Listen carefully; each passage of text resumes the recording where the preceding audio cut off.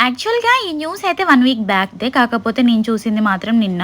మీకు తెలుసు కదా! నేను న్యూస్ ఛానెల్స్‌ని ఎక్కువగా ఫాలో అవ్వనని. ఏమో న్యూస్ చూస్తే నాకు అదొక టెన్షన్ ఉంటుంది. అందుకే ఇంకా సడెన్‌గా నిన్న యూట్యూబ్ ఓపెన్ చేస్తే అందులో అయితే వచ్చింది. అదేంటంటే మనం ఏమనుకుంటున్నాం 2025 చాలా బ్యాడ్‌గా ఉంది. అసలు ఎన్ని జరుగుతున్నాయి ఏంటి 2025లో ఏంట్రా బాబు ఇది ఉండడానికా? పోవడానికా? ఆపరేషన్ సింధూర్ అని, ఫ్లైట్ యాక్సిడెంట్ అని ఇన్ని హత్యలు జరుగుతున్నాయి. అమ్మాయిల మీద జరుగుతున్నాయి, అబ్బాయిల మీద జరుగుతున్నాయి.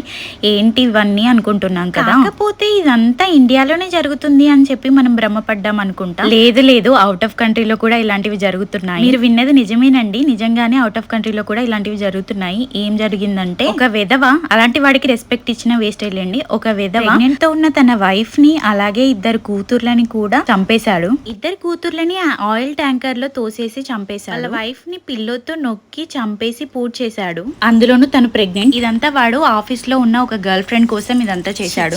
ఇలాంటివి చూస్తున్నప్పుడే అనిపిస్తుంది అసలు వీళ్ళు మనుషులే కాదు మృగాలు అని. అంతే కదా, మరి మీరేమంటారు?